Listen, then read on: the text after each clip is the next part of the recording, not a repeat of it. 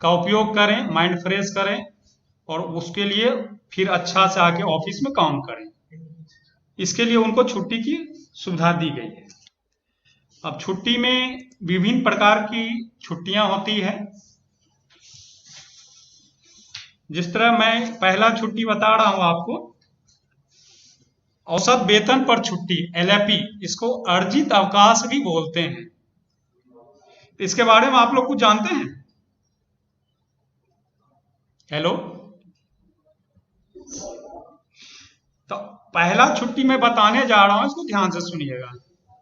हाँ,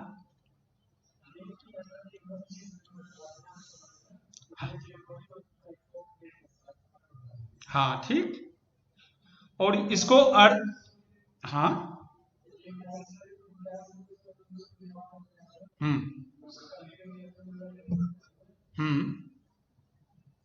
service period में, एक मिनट, सर्विस पीरियड में ये 300 प्लस 15 अलग से ऐड होता है, सेपरेटली अलग से 15 ऐड होता है। ठीक है, ये प्रत्येक 1 जनवरी और 1 जुलाई को 15-15 दिन उसमें क्रेडिट होता है। जब लीव 300 हो जाता है तो उसके बाद जो अगला 15 दिन क्रेडिट होगा वो प्लस 15 दिन के क्रेडिट होता है। अगर कोई लीव ली जाती है या उपयोग किया जाता है तो वो जो एक्स्ट्रा 15 दिन जो सेपरेट दिखाया गया है उसमें से डिडक्ट होता है। और वो जो 15 दिन है वो लैप्स हो जाती है। अगर वो 15 दिन में मान के चलिए हम 5 दिन यूज किए और 300 + 10 हो गया, तो फिर जो अगला छुट्टी 1 जनवरी या 1 जुलाई को अग्रिम के रूप में जो क्रेडिट होगी तो उसमें वो 15 दिन क्रेडिट होगी, वो 10 डेज उसमें इंक्लूड नहीं रहता है। समझ रहे हैं बात को? ये ये प्रतिदिन, प्रति महीना 2.5 दिन के हिसाब से इसको लिया जाता है। 5/2, मतलब एक, अगर कोई इम्प्लाई जिस महीने में अगर नया ज्वाइन करता है, सपोज कीजिए फरवरी मार्च में या ज्वाइन करता है, तो उसको प्रति महीना जो है सो 2.5 दिन के हिसाब से उसको क्रेडिट किया जाता है। 1796 के पहले जो है, 1796 के पहले 240 दिन जमा होता था पहले छुट्टी, लेकिन 1796 के पहले इसको बढ़ा के 300 दिन कर दिया गया। हेलो, आपको आवाज आ रही है? सुन रहे हैं ना? आप कोई क्वेश्चन हो तो पूछिए आप। नहीं, वो तो बताएंगे बाद में, लीविंग कैश में। पहले तो ये लीव समझ लीजिए, लीव से संबंधित अगर कोई बात हो, समझे ना, तो उसके बाद यह छुट्टी जो है एलएपी जिसको बोलते हैं, एक बार में 180 दिन तक ली जा सकती है। मैक्सिमम जो इसको कहा गया है 180 दिन तक इसको छुट्टी ली जा सकती है। तो इसमें एलएपी में और कुछ पूछना है तो पूछ सकते हैं, नहीं तो फिर मैं दूसरा छुट्टी बताऊं। या अग्रिम, ये हमेशा एडवांस के तौर पर क्रेडिट किया जाता है। ठीक है। अब दूसरा है LHAP या आधे वेतन की छुट्टी। यह एक कैलेंडर ईयर में 20 दिन क्रेडिट होता है। यह छुट्टी एक महीने में 5/3 दिन के हिसाब से गणना करके उसमें क्रेडिट किया जाता है। यह छुट्टी कर्मचारी मेडिकल ग्राउंड पे इसका स्वीकृति होती है, मेडिकल ग्राउंड पे यह छुट्टी अलाउ होता है। यह छुट्टी उपयोग करने के लिए उसको मेडिकल सर्टिफिकेट लगाना पड़ता है। समझ रहे हैं? एक बार में यह 24 माह तक ली जा सकती है। इसका भी उसी तरह 1 जनवरी और 1 जुलाई को 10 दिन अग्रिम के तौर पर इसका अवकाश खाता में इसका क्रेडिट किया जाता है। इसमें कोई कंफ्यूजन है तो बताइए। इसके बाद इसी में एक होता है कम्यूटेड छुट्टी, परिवर्तित अवकाश। ठीक है। परिवर्तित अवकाश भी मेडिकल ग्राउंड पे लिया जाता है। सपोज कीजिए कि परिवर्तित अवकाश अगर 5 दिन का है, 5 दिन का कोई अवकाश है, उसको जब कम्यूटेड मिलेंगे, हाँ, तो 5 × 2 करके 10 दिन उसको LHP से माइनस हो जाएगा।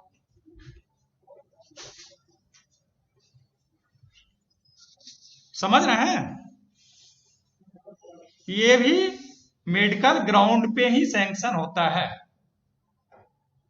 ये छुट्टी भी अगर कोई कर्मचारी अस्वस्थ हो गया तो उसी को ये कम्यूटेड छुट्टी मिलती है, उसके लिए मेडिकल सर्टिफिकेट लगाना अनिवार्य है।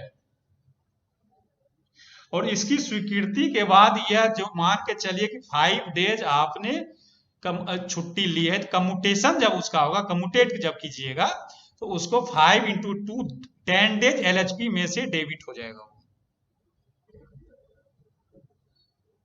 ठीक है, समझ रहे हैं? अब उसके बाद आइए EOL, एक्स्ट्रा ऑर्डिनरी लीव, असाधारण छुट्टी। यह विशेष परिस्थितियों में दी जाती है, जब कोई छुट्टी दूसरी छुट्टी कर्मचारियों को दे नहीं हो। यह कुछ विशेष परिस्थितियों में, जैसे कुछ हम बता रहे हैं आपको,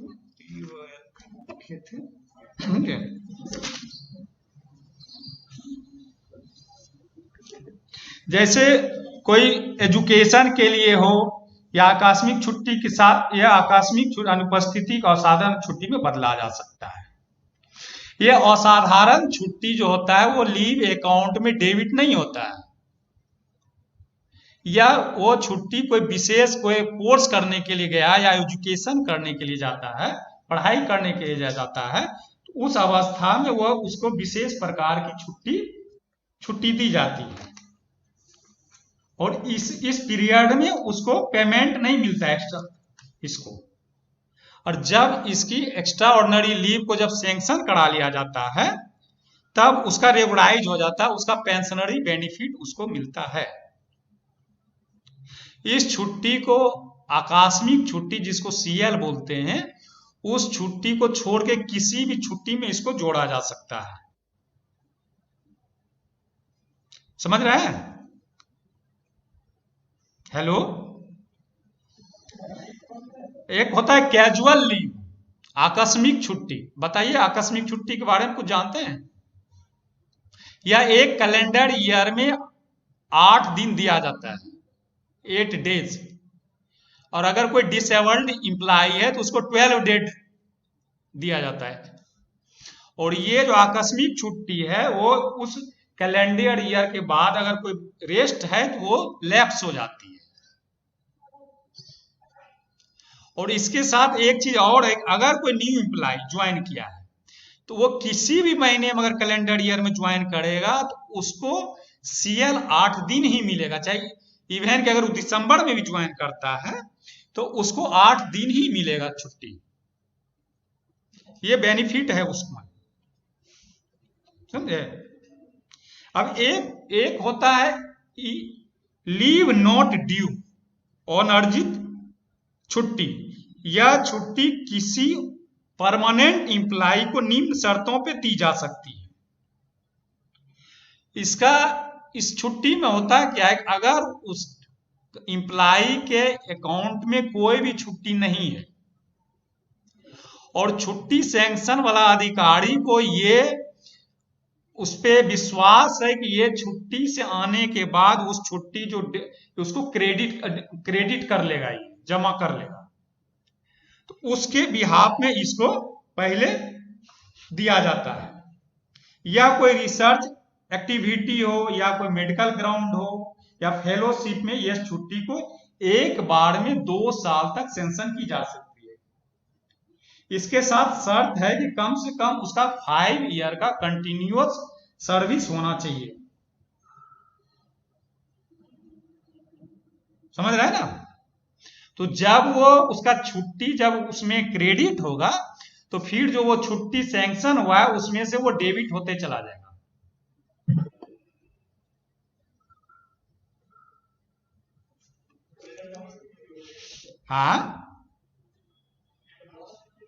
हाँ, एडवांस छुट्टी होता है, या उसी एम्प्लॉय को मिलता है।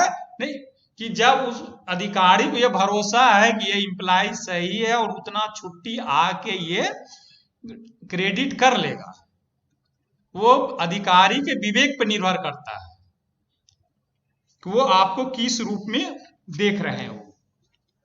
और ये पूरे सर्विस पीरियड में मेडिकल ग्राउंड पे 360 दिन मिलती है, समझे ना। और ये छुट्टी जब भी डेबिट होगा तो LHP में होता है, हाफ वेतन छुट्टी में ही इसका क्या मेडिकल ग्राउंड का जो भी छुट्टी होता है वो LHP में ही डेबिट होता है।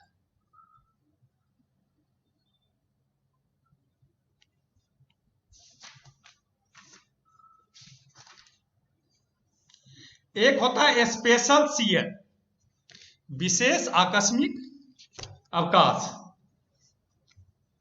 ये मान के चलिए कि कोई भी आदमी कहीं विजिट में गया या कोई प्रोग्राम में, सरकारी प्रोग्राम में जाता है या रिसर्च एक्टिविटी में जाता है, तो उस स्थिति में उसको 15 दिन स्पेशल CL दिया जाता है। ये स्पेशल CL उसको अलग से विभाग द्वारा दिया जाता है, ठीक है। चाहे कोई मान के चलिए नेशनल या इंटरनेशनल कॉन्फ्रेंस में भाग लेने गया, तो उस स्थिति में यह छुट्टी 15 दिन उसको अलग से दी जाती है, उसका नाम स्पेशल CL बोलते हैं।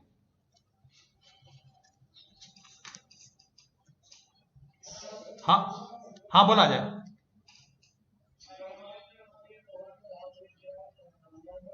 हम्म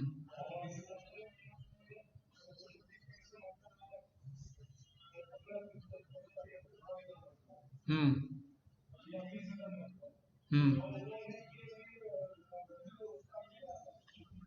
स्पेशल CL का कि CL का, कौन सा छुट्टी? हाँ, स्पेशल CL वो कभी भी जाएगा, समझे ना, तो उसको 15 दिन सैंक्शन होगा, उसका कैलेंडर ईयर से कोई लेना देना नहीं है। CL का कैलेंडर ईयर से लेना देना है। CL लैप्स हो जाता है लेकिन स्पेशल CL लैप्स नहीं होता है, समझे। उसी तरह एक होता है CCL, समझे ना। जो इम्प्लाई अगर कोई भी छुट्टी के दिन आके अगर ऑफिस में कार्य करता है, जैसे सैटरडे संडे होता है, अधिकारी को लगता है कि उसको ऑफिस आना कार्य को करने के लिए अनिवार्य है, तो उसको सैटरडे संडे की उसकी बुकिंग होती, और उस दिन जो वह कार्य करता है उसके बदले उसको छुट्टी दी जाती है, उसको स्पेशल, उसको CCL बोलते हैं। वो छुट्टी किसी भी छुट्टी के साथ ली जा सकती है। एक मिनट सर, थोड़ा सा।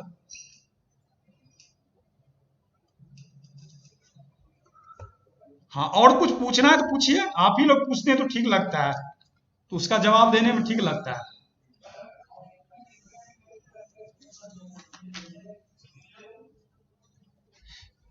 CCL जो है ना, जो अधिकतम उसकी कोई सीमा नहीं है, लेकिन उसका अगर जिस जिस महीने उसकी बुकिंग होती है उसके 1 महीने के अंदर उसको एवेल कर लेना पड़ता है। अगर 1 महीने का एवेल नहीं करता है तो फिर हायर अथॉरिटी उसको सैंक्शन करता है।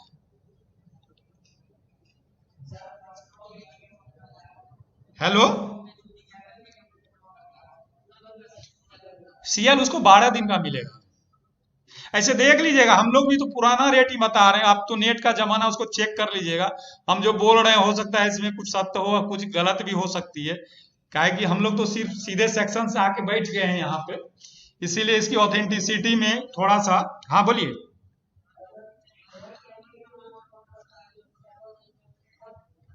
12 दिन CL।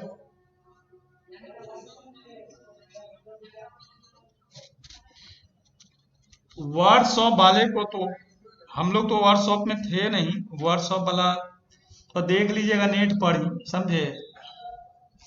उसके बाद आइए, एक होता है प्रसूति छुट्टी, जो महिला इंप्लाई को मिलता है जब वो प्रसूति का मतलब अवस्था में रहती है, समझे ना। तो यह छुट्टी एक बार में 180 दिन तक दिया जा सकता है। पहले 135 दिन मिलता था, लेकिन इसको अब 180 दिन कर दिया गया है। समझे? प्रसूति छुट्टी को अब 180 दिन कर दिया गया है। उसी तरह अगर किसी बच्चे को हम एडॉप्ट कर रहे हैं तो उसकी देखभाल के लिए उसको देखभाल के लिए भी अब छुट्टी दी जाती है। यह सिर्फ महिला एम्प्लाई को ही दिया जाता है।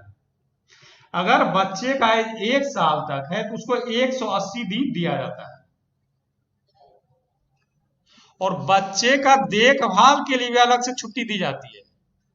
वो छुट्टी बच्चे के 18 साल तक उसको दिया जाता है। उसकी मतलब महिला एम्प्लाई को दिया जाता है।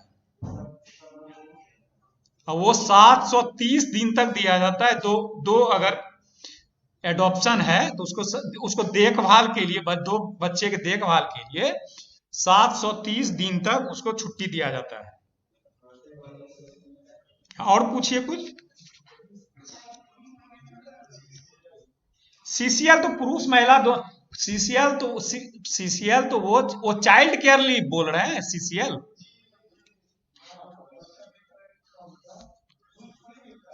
नहीं, ये महिला को मिलता है। पुरुष को मिलता है पितृत्व अवकाश, पैटर्निटी लीव।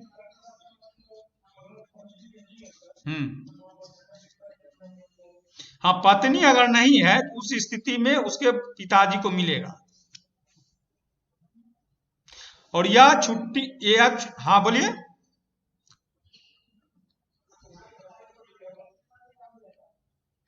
नहीं तो उसका हस्बैंड भी जॉब में होना चाहिए ना,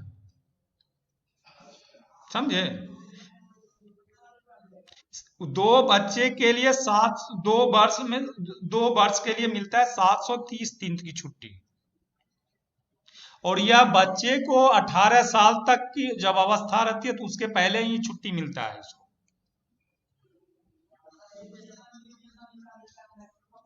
एक मिनट रुकिएगा। एजुकेशन लीव तो शायद एक मिनट, समांतर एक बार एजुकेशन लीव, स्टडी लीव जो है मैक्सिमम 24 मंथ्स है, समझे? 28 मंथ्स है वैकेशन, समझ रहे हैं ना? विथ वैकेशन 28 मंथ है। और अगर कोई पीएचडी कोर्स कर रहा है तो उसके लिए 36 मंथ है। अगर कोई हायर एजुकेशन के लिए गया है, अब मैक्सिमम उसको सर्विस पीरियड में, इसको नोट कर लीजिए, मैक्सिमम सर्विस पीरियड में 5 ईयर मिलता है।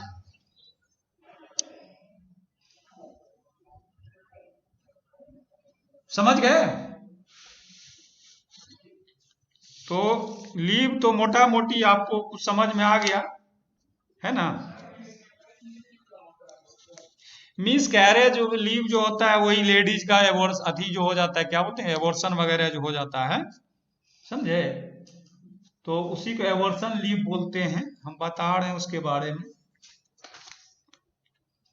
एबॉर्शन लीव शायद कितना दिन था? Adoption, paternity, maternity. अच्छा, पहले इसको समझ लीजिए, पैटर्निटी लीव को। पैटर्निटी लीव उसके पिता को मिलता है, इंप्लाई को मिलता है पैटर्निटी लीव, ठीक है? वो जब बच्चा जन्म लेता है तो उसके 6 महीना के पहले उसको एवेल कर लेना पड़ता है। और वो 15 दिन जो है लीव अकाउंट के एलएपी में प्लस हो जाता है। अगर वो एवेल नहीं करता है तो 15 दिन छुट्टी जो होता है एलएपी में प्लस हो जाता है।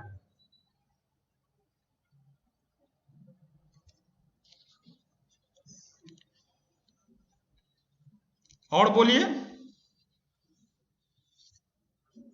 छुट्टी नहीं, पैटर्निटी लीव लैप्स नहीं होता है, वो एलएपी में क्रेडिट होता है।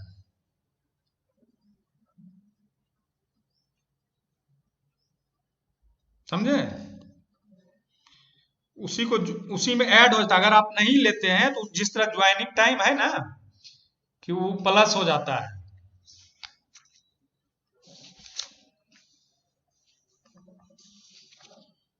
अब आ जाइए औसत वेतन की छुट्टी का नकदीकरण, इनकैशमेंट। इसमें 2 तरह का हो गया है। अब तो ये हो गया है कि पूरे सर्विस लाइफ में 60 दिन का आप इनकैश करवा सकते हैं।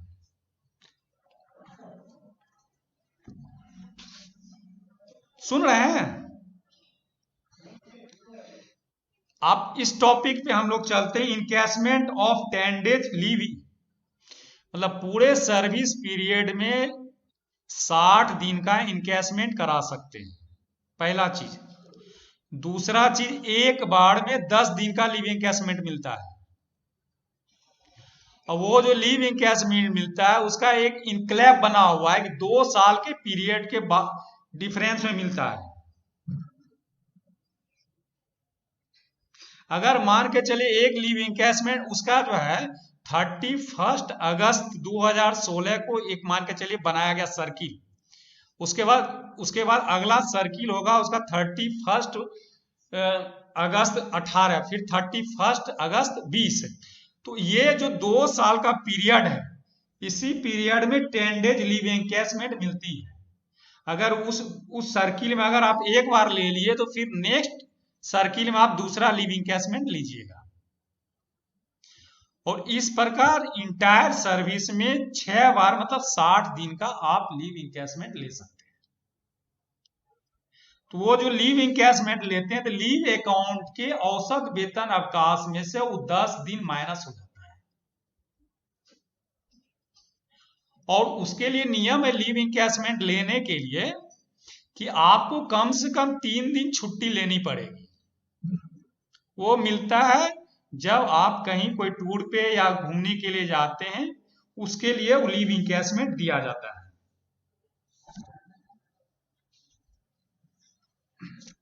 और इसके लिए एक शर्त और है, इसको भी नोट कर लीजिएगा कि लीव एनकैशमेंट जब मिलेगी उसी शर्त पर जब उसके लीव अकाउंट में एलएपी का बैलेंस 30 डेज होगा। ठीक है। और इसका जो कैलकुलेशन होता है 10 दिन का, बेसिक पे प्लस डीए मल्टीप्लाई बाय 30 मतलब 30 दिनों का जो महीना होता है, इंटू 10 डेज। ये समझ गए? इसमें कोई सवाल पूछना है लीव एनकैशमेंट में?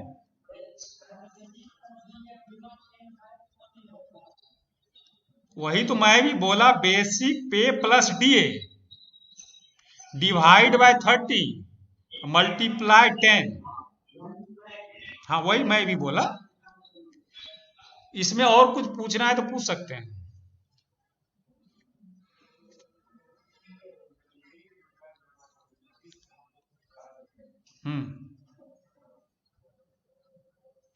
इसमें 30 डेज होना चाहिए।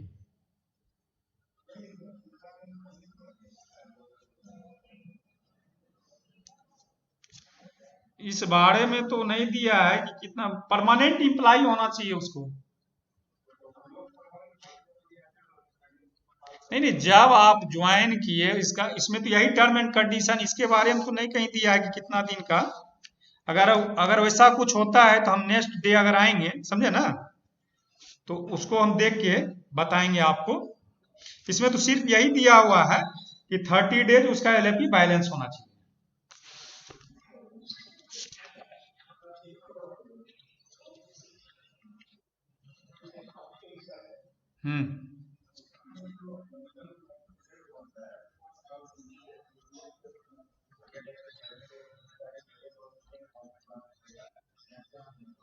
नहीं, वो मेडिकल ग्राउंड पे जो होता है ना 3 दिन का, तो कोई भी प्राइवेट डॉक्टर से मेडिकल बनवा के दे देता है, समझे।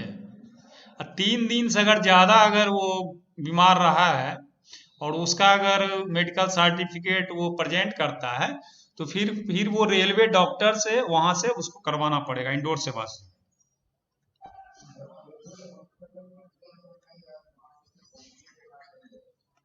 वो तो वहां बता देगा आपको कैसे बनाता है वो लोग। हम लोग लाइफ में कभी गए नहीं, वहां बनाए नहीं है, समझे। अच्छा, और सुन लीजिए, इसमें सुन लीजिए, थोड़ा सा सुनिए। अब ये तो हो गया कि पूरे इंटायर सर्विस में 60 दिन का ये अलग से प्रोविजन किया गया है, ठीक है। अब आइए रिटायरमेंट के समय। रिटायरमेंट के समय 300 दिनों का इंकेशमेंट होता है मैक्सिमम।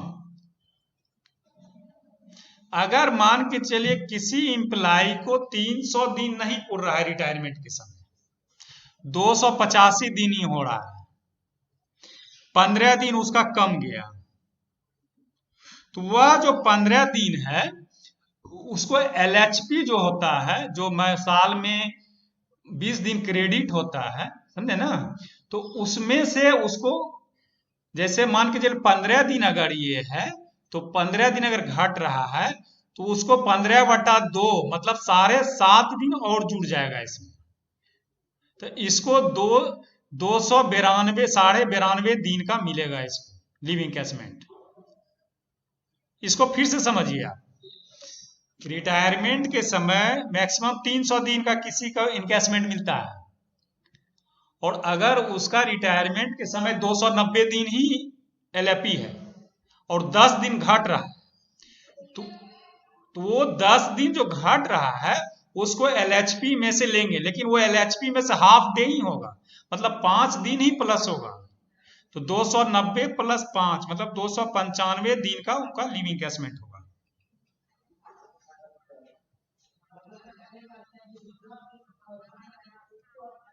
हाँ, उसको आधा करना है उसको। हाँ, बोला जाए। वर्कशॉप के CL हम वर्कशॉप में कभी रहे नहीं, देखना पड़ेगा समझे।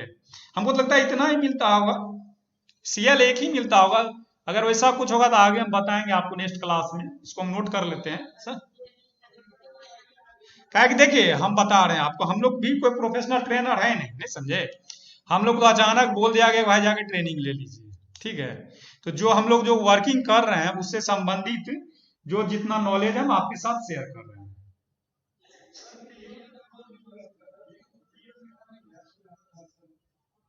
पैटर्निटी लीव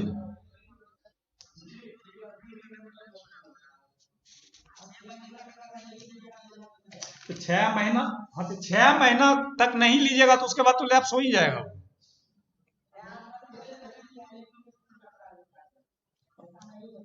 अच्छा ठीक है, हो सकता है नहीं हो, ठीक है, ओके, थैंक यू। हाँ, और बोलिए लीव से संबंधित।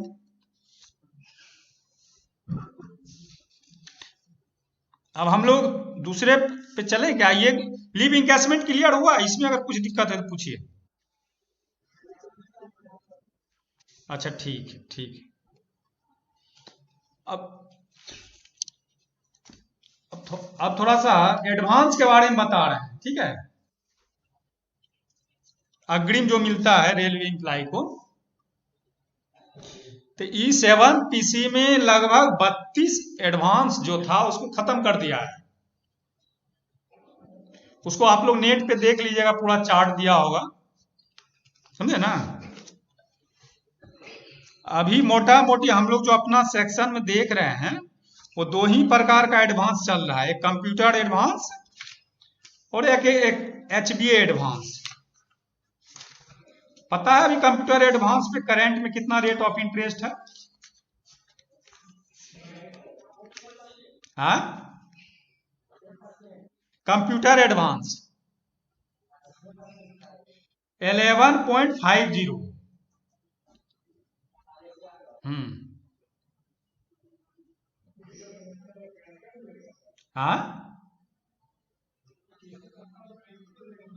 हाँ, जो है करंट वो बता रहे हैं, ठीक है।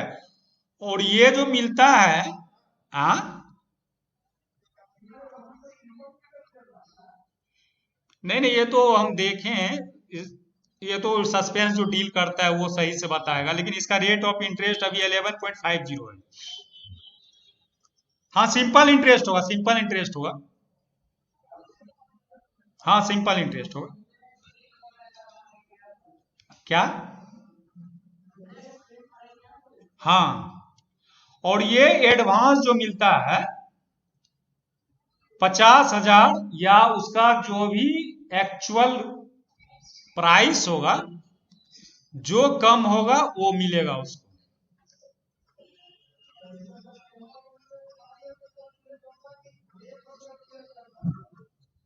उतना क्यों आप अब जा रहे हैं? सीधे एग्जाम के व्यू से देखिए ना, किसका रेट ऑफ इंटरेस्ट 11.5% रेगुलर होगा, समझे? अब दूसरा चीज देखिए, ये मैक्सिमम 50,000 मिलता है, या वास्तविक मिल जो भी कम हो, ठीक है। अब आइए, क्या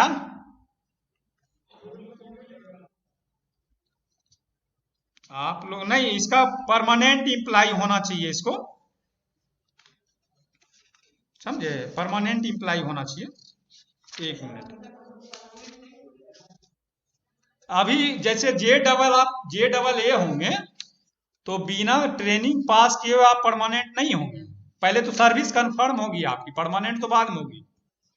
आपकी सर्विस कंफर्म तभी होगी जबकि आप ट्रेनिंग पास करेंगे।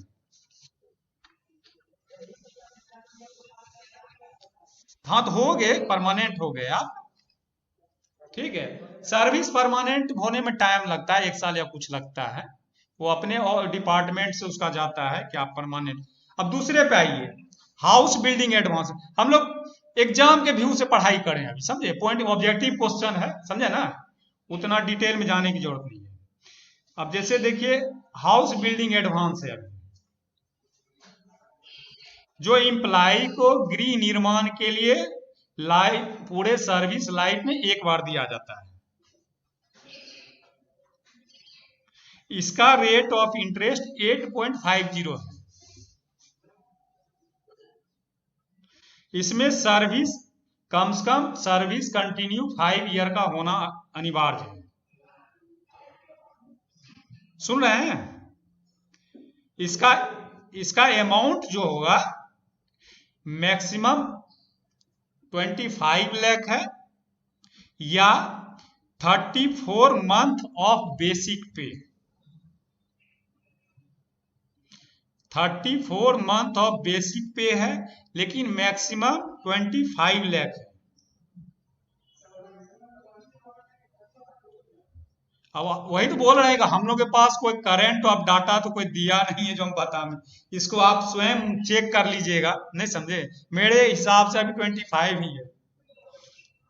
हम लोग को कोई ट्रेनर को कुछ दिया नहीं गया, हम लेटेस्ट बता में, हम लोग को जो मटेरियल है, जो बुक है ऑफिस में या अपने पास, उसको हिसाब, वो डाटा इधर उधर हो सकता है, वो थोड़ा चेक कर लीजिएगा आप, ठीक है। तो इसमें ये सिर्फ परमानेंट इम्प्लाई को मिलता है, और पूरे इंटायर सर्विस में एक बार ही मिलता है। अब इसी का दूसरा बिंदु है एक्सपेंशन ऑफ एग्जिस्टिंग हाउस। तो ये जो होता है, ये मैक्सिमम 10 लाख मिलता है घर को विस्तार करने के लिए, और उसमें भी है कि 34 मंथ्स ऑफ बेसिक पे से ज्यादा नहीं होना चाहिए, लेकिन मैक्सिमम उसका लिमिट है 10 लाख का। तो अभी मोटा मोटी यही 2 एडवांस है प्रैक्टिकल में, और जितना भी एडवांस था, चाहे साइकिल एडवांस हो, फेस्टिवल एडवांस हो, बहुत तरह का चार्ट है उसमें, 32 एडवांसेस हैं थे। जो चार्ट आप निकालिएगा 7th पीसी का, तो आपको उसमें पता चल जाएगा, उसको एबोलिश कर दिया गया है।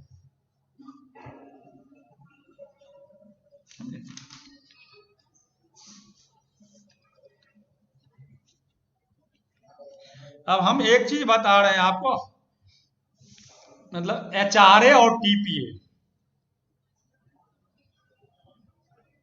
एचआरए के बारे में कुछ बताइएगा आप लोग। हाउस, हाँ तो एक्स वाई जेड जो सिटी होता है, वो कैसे उसका मार्किंग किया जाता है?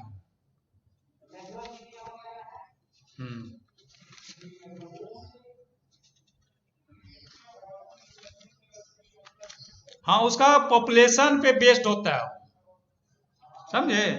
उसको उसको थोड़ा देख लीजिएगा आप लोग, कुछ है इस तरह, समझे।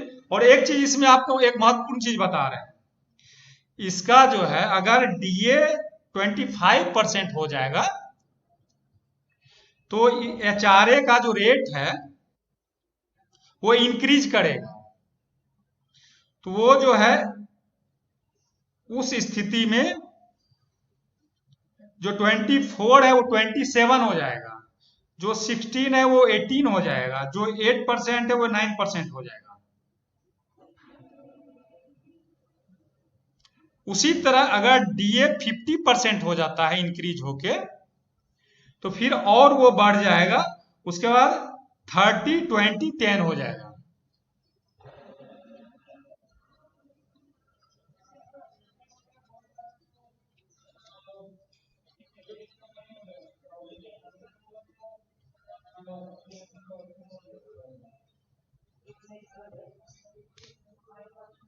नहीं नहीं, डीए जब 25% होगा, सुनिए ना, जब 25% होगा तब 9, 18 और 27 होगा। हम बोले ना कि डाटा इधर उधर हो सकता है, थोड़ा आप लोग आजकल तो नेट का समय है, उसको अपने से एक बार चेक कर लीजिएगा।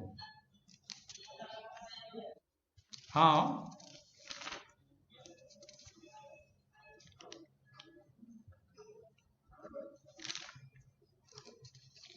अब ट्रांसपोर्ट अलाउंस के बारे में बताइए।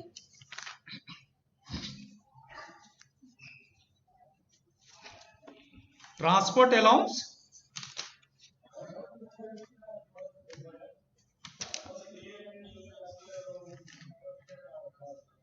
हम्म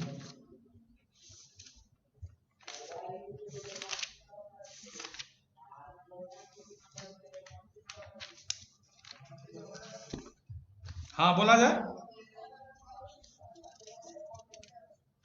हाँ, एक मिनट, हम कहीं नोट किए थे, इसको देख रहे हैं। अच्छा ठीक है, TPA transport.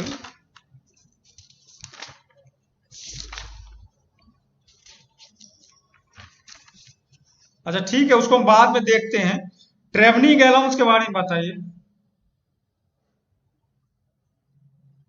Hello, travelling allowance जो होता है, अभी जो टोटल 7 पीसी में लेवल बनाया गया है वो लगभग 18 लेवल है। ठीक है, तो यात्रा भत्ता जो दी जाती है कर्मचारी को, वो अगर कोई भी कार्यालय के कार्य से कहीं अगर दूसरे जगह जाते हैं, अपने स्टेशन से दूसरे स्टेशन, समझे ना, तो वहां का रहने खाने पीने के एवज में जो उसको राशि दी जाती है उसको ट्रेवलिंग अलाउंस बोलते हैं। और इसका जो रेट है, लेवल 5 तक के जो इम्प्लाई हैं उसको 500 रुपया पर डे के हिसाब से दिया जाता है। Level 6 to 8 800, level 9 to 11 900, level 12 and 13 1000। हाँ, level 12 and 13 1000, level 14 and above 1200। ये समझ गए। अब इसमें भी वही कंडीशन है कि अगर डीए 50% के रेट से इंक्रीज करता है,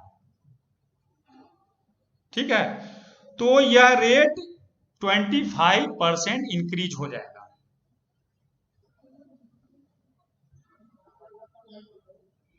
डीए अगर 50% से इंक्रीज होता है तो ट्रेवलिंग अलाउंस 25% इंक्रीज करेगा।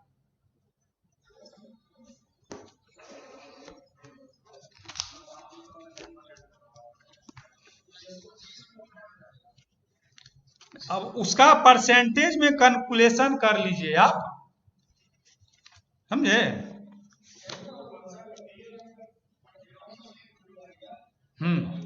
नहीं नहीं, 51 क्यों, 50% बोल रहा है, 50 पर ना बढ़ जाएगा वो। एक, अगर वो 50% हो गया तो उसी दिन उसका डीए 25% बढ़ जाएगा।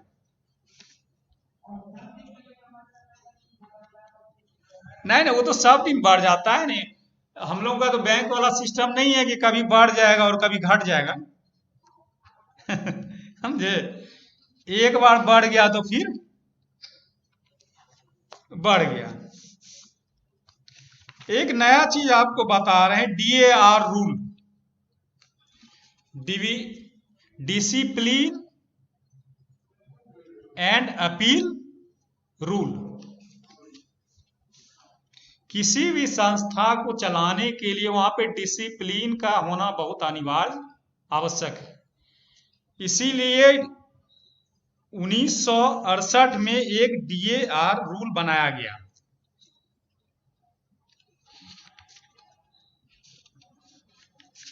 ठीक है, इसमें DAR में अगर कोई इंप्लाई दोषी पाया जाता है तो उसमें दो तरह का होता है।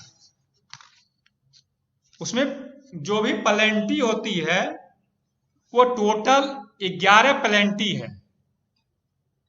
6 पेनल्टी छोटे मोटे गलती के लिए है और 5 पेनल्टी जो है बड़ी गलती के लिए है। तो छोटे मोटे गलती जब होती है तो उसको माइनर चार्जशीट बोलते हैं। वो स्टैंडर्ड फॉर 11 में बनाया जाता है। अगर कोई इंप्लाई छोटा मोटा गलती किया है तो उसको SF11 जारी होगा, समझे। और इसके अंतर्गत जो सजा का प्रावधान है वो मैं बता रहा हूं। पहला तो सेंसर मतलब निंदा कर दिया जाता है उसको। सुन रहे हैं, माइनर पेनल्टी की मैं बात कर रहा हूं, ठीक है। इसमें क्या क्या पनिशमेंट मिल सकती है वो मैं बता रहा हूं। इसमें पहला है सेंसर मतलब निंदा किया जाता है, और निंदा में रिटेन में उसको पनिशमेंट किया जाता है जिसका एंट्री सर्विस बुक में होती है। और एक होता है चेतावनी।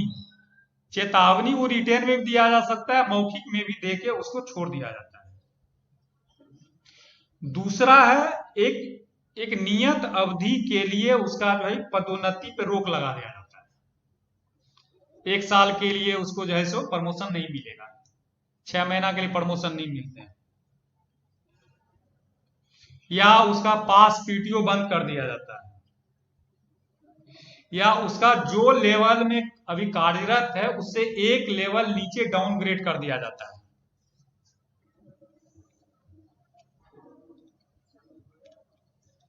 सुन पा रहे हैं। और उसमें इंक्रीमेंट पर भी रोक लग जाता है। जैसे इंक्रीमेंट 2 तरह का रोक लगता है, एक अस्थाई और एक अस्थाई। एक कम्युलेटेड होता है, एक नॉन कम्युलेटेड होता है। एक को WIT बोलते हैं जिसको टेम्पोररी होता है, विदाउट इंक्रीमेंट टेम्पोररी।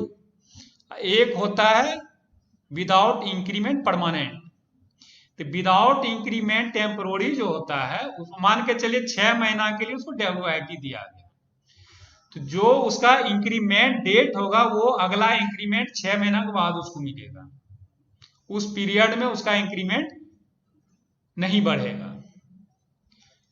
और परमानेंट का मतलब होता है कि जो इंक्रीमेंट उसको रोक दिया गया इंटायर सर्विस, वो इंक्रीमेंट उसको नहीं मिलेगा। ये हो गया आपको माइनर पेनल्टी। उसके बाद आ जाइए मेजर पेनल्टी। मेजर पेनल्टी में मतलब कोई ऐसी मतलब कर्मचारी द्वारा कोई ऐसा कार्य जो कि मेजर पेनल्टी में आता है, समझे। उसके लिए इसको नोट कर लीजिएगा, 2 चीज हो सकता है ऑब्जेक्टिव में आवे।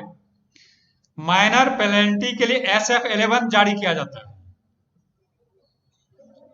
और मेजर पेनल्टी के लिए SF5। माइनर के लिए SF11 और मेजर के लिए SF5। और मेजर पेनल्टी में होता है कि उसको जो स्टेज में जो काम कर रहा है उससे उसको एक स्टेज डाउनग्रेड कर देता है। और अगर उसको कह दिया जाता है कि 1 साल के लिए डाउनग्रेड किया गया है, 1 साल के बाद फिर उसको रीस्टोर कर लेता है। उसको एसेंशियल मतलब रिटायरमेंट भी दे दिया जाता है। अगर उसकी अपराध अगर क्षमा करने के लायक नहीं है तो उसको अनिवार्य सेवा मुक्ति दे दिया जाता है। सेवा से डिसमिसिल भी कर दिया जाता है।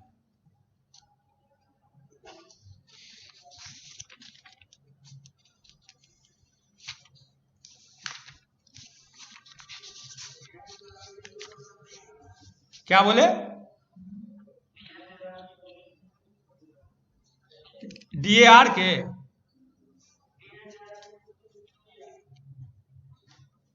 नहीं समझ पा रहे हैं, फिर से बोलिए।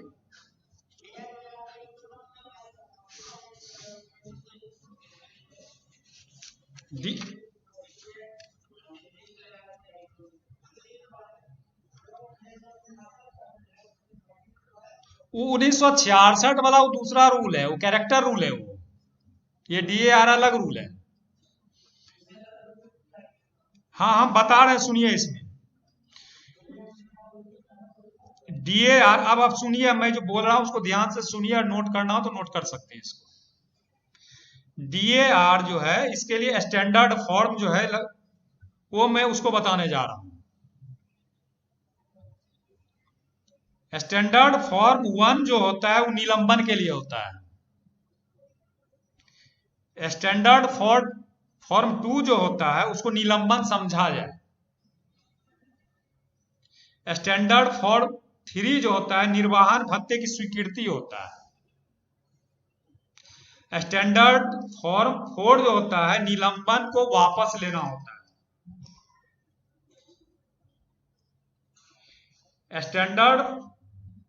स्टैंडर्ड फॉर्म 5 जो होता है मेजर पेनल्टी के लिए दिया जाता है। स्टैंडर्ड फॉर्म 6 जो होता है दस्तावेजों के निरीक्षण की अनुमति नहीं देना होता है।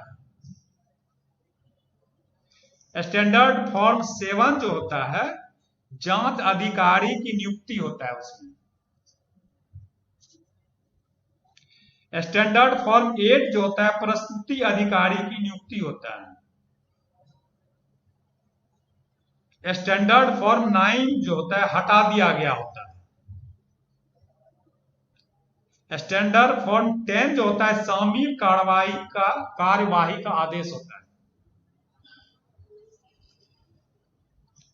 स्टैंडर्ड फॉर्म 10A जो होता है शामिल कार्यवाही में जांच अधिकारी की नियुक्ति की जाती है उससे।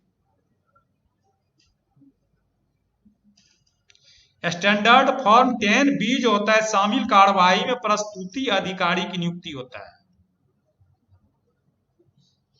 उसके बाद स्टैंडर्ड फॉर्म 11 जो होता है जो कि माइनर चार्जशीट इसको बोलते हैं, माइनर चार्जशीट, जिसमें छोटी मोटी अनियमितताएं जो होती है उसके लिए SF11 जारी किया जाता है। और जब SF11A जारी होता है तो उसमें मतलब छोटी माइनर पेनल्टी पे कार्रवाई जब होती है तब उसको SF11A में दिया जाता है। उसको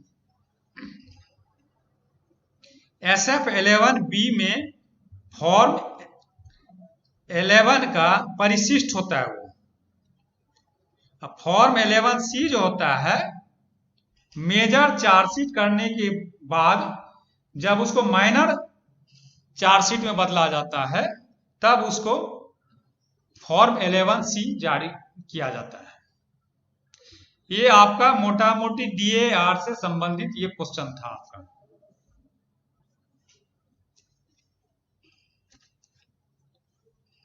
और बताइए क्या जानना चाहेंगे। अब एक CTG के बारे में आपको बता रहे हैं, कंपोजिट ट्रांसफर ग्रांट। बताइए CTG क्या है।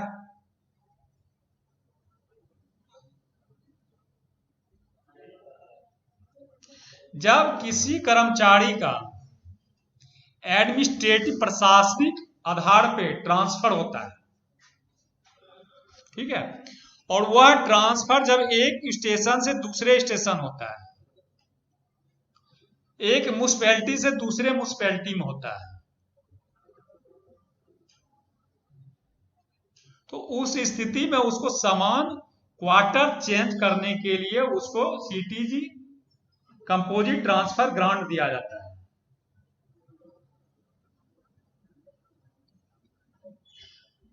अब इसका देखिए उसको इसका अमाउंट कैसे फिक्स होता है। जो भी इम्प्लाई का बेसिक पे होगा, अगर उसका जहां ट्रांसफर हुआ है उसका डिस्टेंस अगर 20 किलोमीटर से अधिक है, इसको नोट कीजिएगा।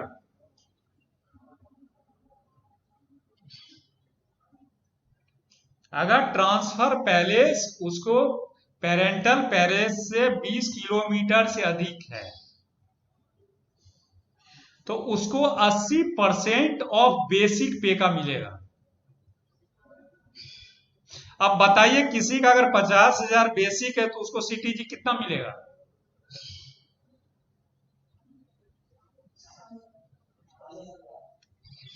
तो ये किस कंडीशन में लागू होगा? जबकि उनका ट्रांसफर का जो एरिया होगा वो 20 किलोमीटर से अधिक होगा।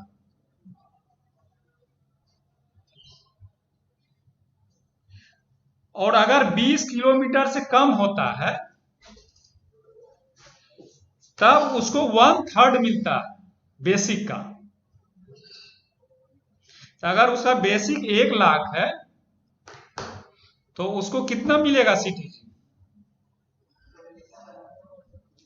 33.33 मतलब 33,300 समथिंग आएगा।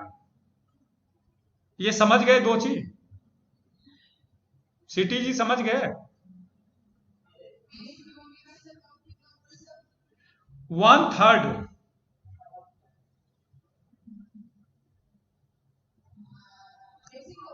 हाँ बेसिक का, जो उस समय उस इंप्लाई का बेसिक होगा उसका 1/3। इस पे एक चीज ध्यान दीजिएगा, अगर वो इंप्लाई कहीं प्रमोशन पे गया है तो उसका जो बेसिक जो सीटीजी मिलेगा, जो बेसिक पे उसके पहले जिस स्टेज में जो बेसिक था उसी पे उसको सीटीजी मिलेगा। सपोज कीजिए कि लेवल 5 में था और लेवल 6 में उसका प्रमोशन हुआ और वो चला गया दूसरी जगह, ट्रांसफर उसका हो जाता है, तो उसका जो सीटीजी का बेसिक होगा वो पुराने वाले बेसिक से ही कैलकुलेशन होगा उसका। अब इसका दूसरा चीज आइए, अगर उसका टेम्पोररी ट्रांसफर हुआ है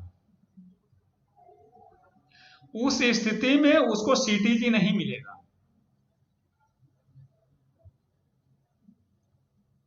या कोई कर्मचारी अपने अनुरोध पे या ऑन रिक्वेस्ट ट्रांसफर गया है, उस स्थिति में भी उसको सीटीजी नहीं मिलेगा।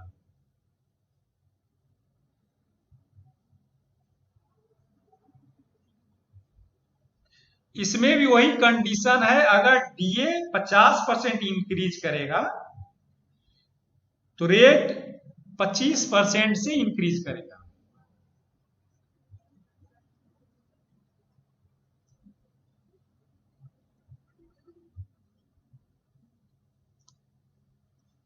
हो गया, समझ गए? और कुछ पूछना है इसमें? और कुछ पूछना है इसमें? अब इसमें देखिए,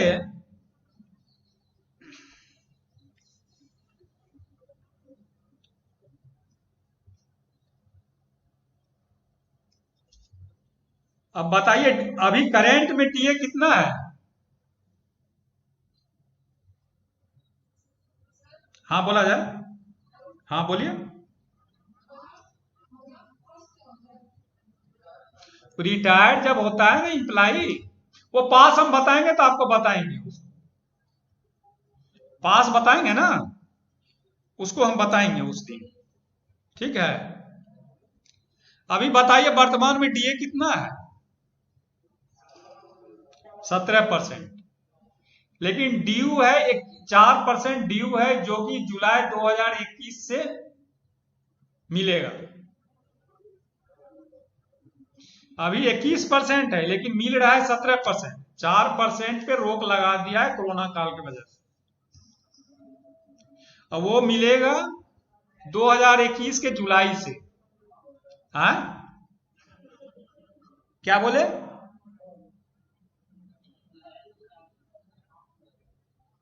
जुलाई 2021 से जितना भी डीए इस बीच में होता है उसको ऐड करके 1 जुलाई 2021 से मिलेगा।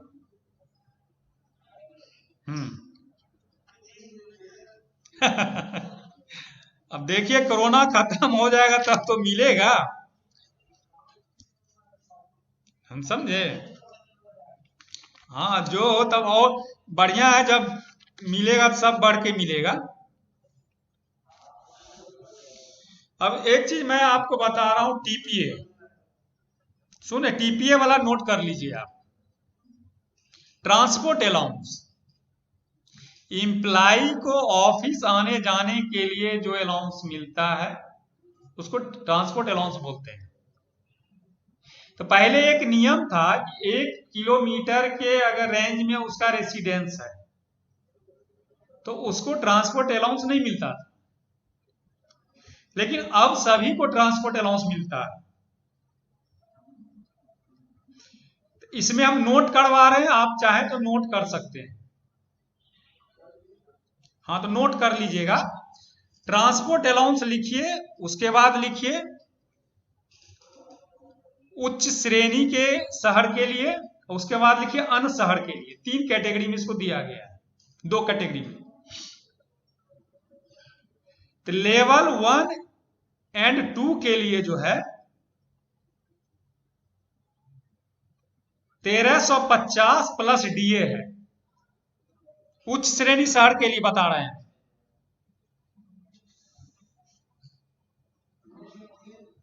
लेवल 1 से 2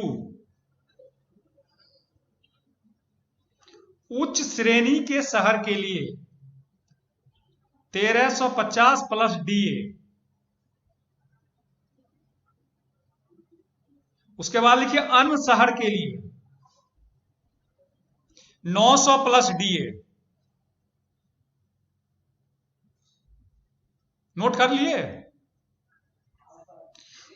उसके बाद लेवल 3 to 8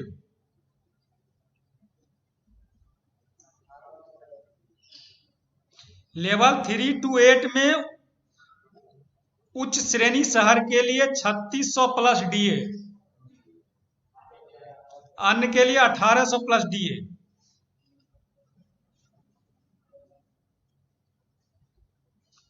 लेवल 9 एंड एवव, अच्छा बस लास्ट कर देते, 9 एंड एवव उच्च श्रेणी शहर के लिए 7200, 7200।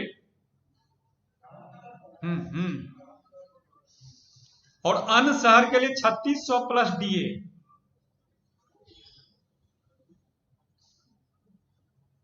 और एक चीज इसमें और हम ऐड करने जा रहे हैं, उसको आप नोट कर लीजिएगा। विकलांग कर्मचारी को यह रेट डबल होता है। नोट कर लिए? हेलो,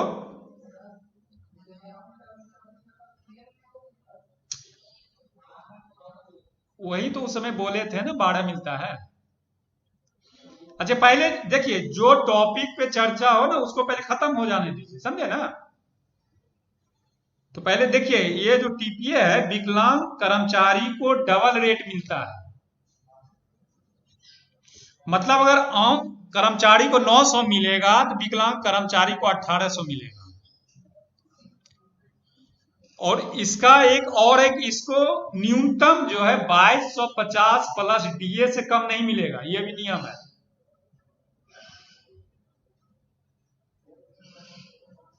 हाँ,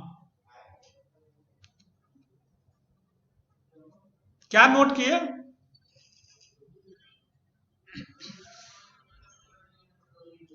हाँ, अगर सपोज कीजिए कि उसको 900 प्लस डीए है तो डबल करने पर भी 1800 प्लस डीए हो रहा है। लेकिन इसमें कंडीशन है कि 2250 प्लस डीए से कम नहीं मिलेगा उसको।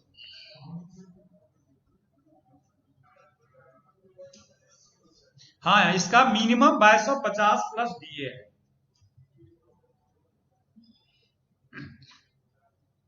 ठीक है, आज इसी को लेके समाप्त करते हैं। और हम लोग भी आज पहली बार क्लास लेने आए हैं। अब ये हमेशा हो तो हम लोग को भी प्रैक्टिस हो जाएगी क्लास लेने की, और उसके हिसाब से तैयारी भी रहेगी। फिर मेरा क्लास 15 तारीख को है। ठीक है। और इसमें जो बताएं, इसमें अगर कोई प्रॉब्लम होगी तो नोट कर लीजिएगा। ओके तब, थैंक यू।